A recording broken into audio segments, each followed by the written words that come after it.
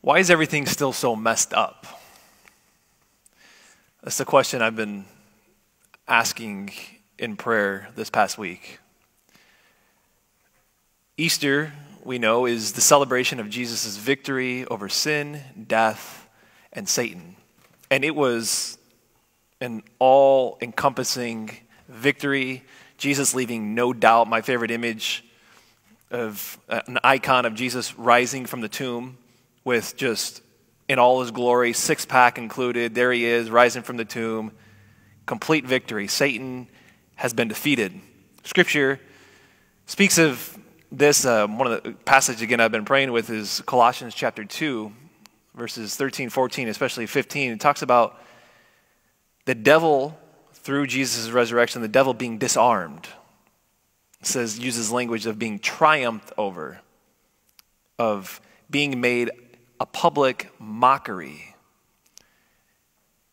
And the victory is so great, that's why we celebrate it for 50 days. But even though the victory is won, Jesus has risen from the tomb, why is everything still so messed up? Why is there still pain? Why is there still heartache? Why is there suffering? Why is COVID? Why is everything not all rosy if sin has been defeated, if death has been defeated, if Satan's been defeated? Why are things still so messed up?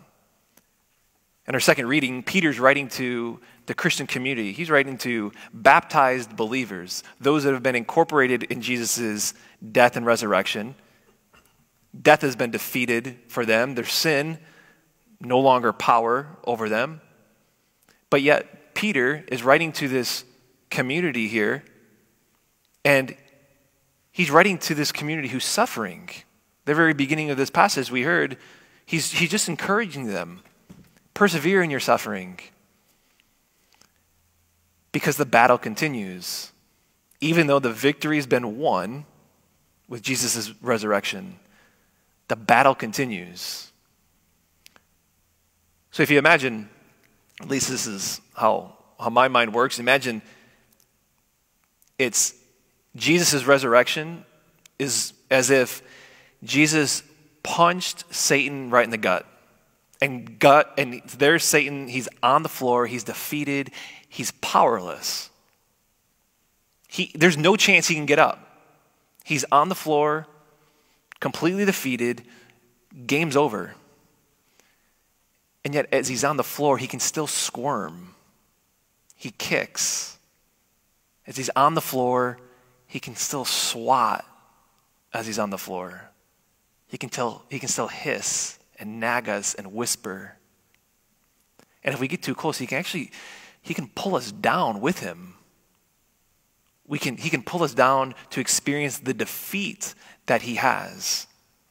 So although he's deemed completely powerless because of Jesus' death and resurrection, he still squirms and he can still kill. Scripture speaks elsewhere, 1 Peter chapter 5, verse 8 says that the devil prowls around like a roaring lion, looking to devour, looking just to cause havoc. And so here today, the gospel, Jesus describes himself as the good shepherd, and he contrasts himself with thieves and robbers that try to get his sheep.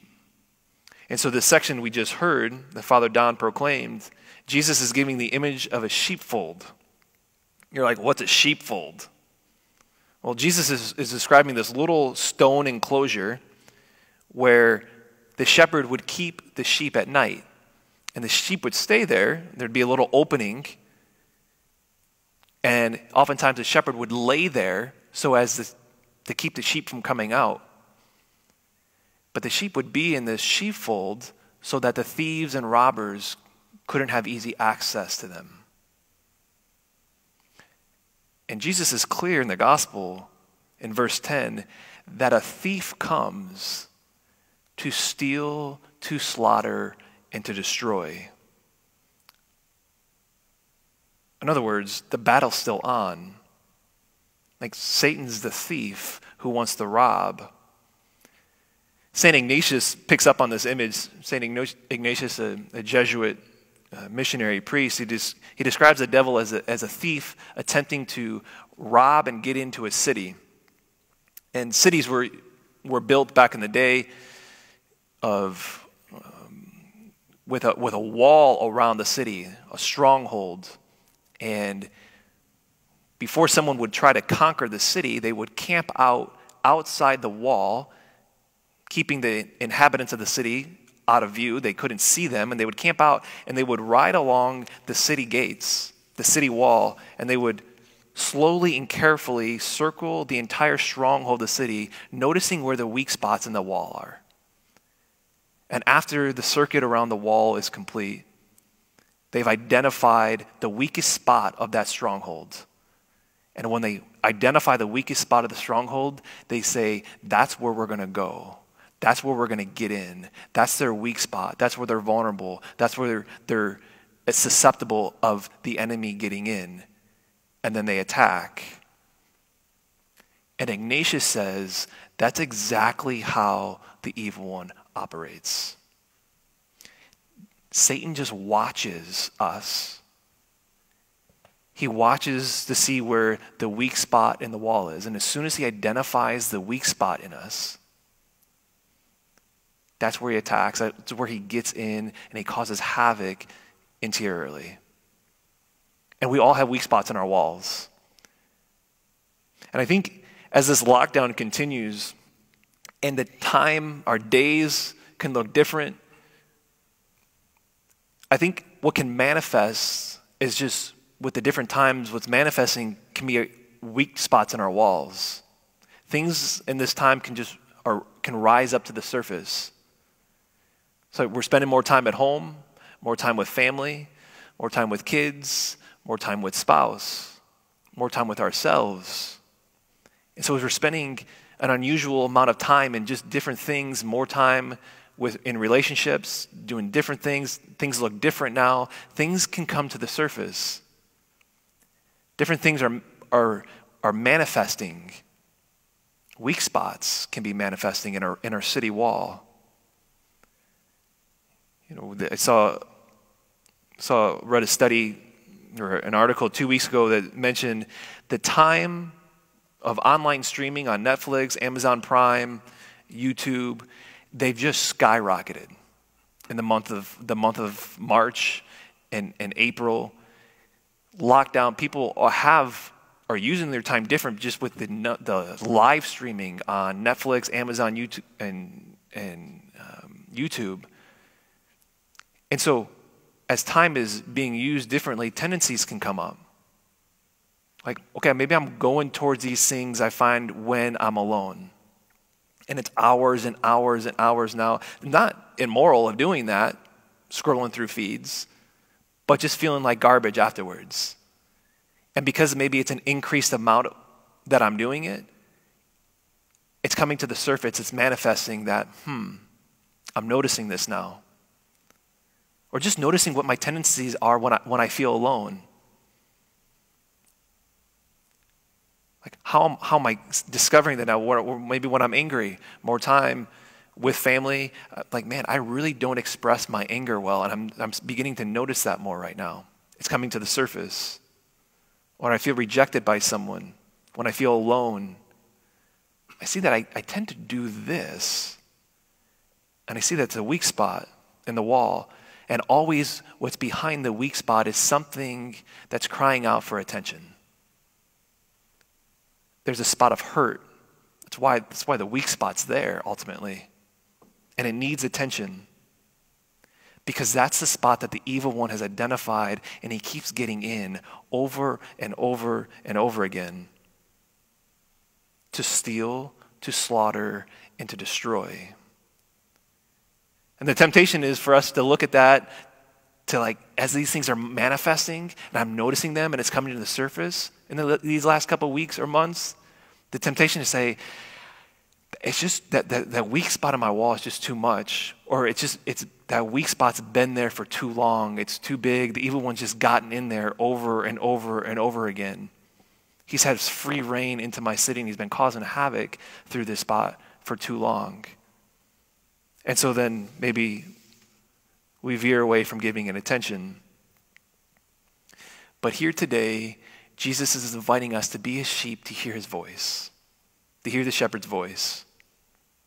And he says, as it's true that the thief comes to steal, to slaughter, and destroy, the next part of that verse is, but I come. I've come to give life. I come to give life, abundant life. It's just like, let us hear Jesus say to us today, I don't care how big the break in the wall is.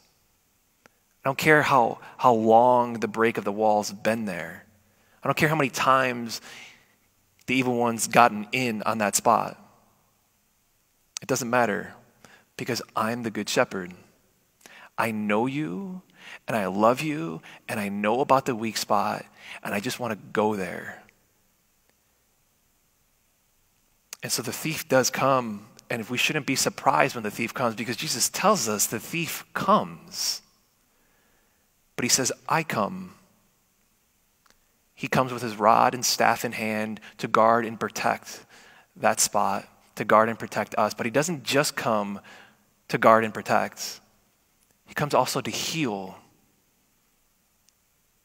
In our second reading, Peter says, by his wounds you have been healed.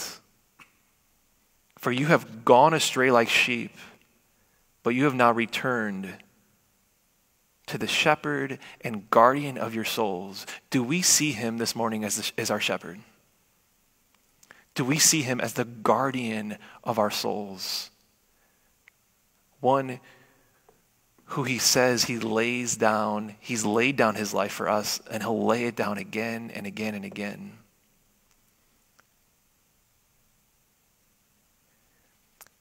I just want us to have some time here to invite Jesus in, to ask him to be our shepherd,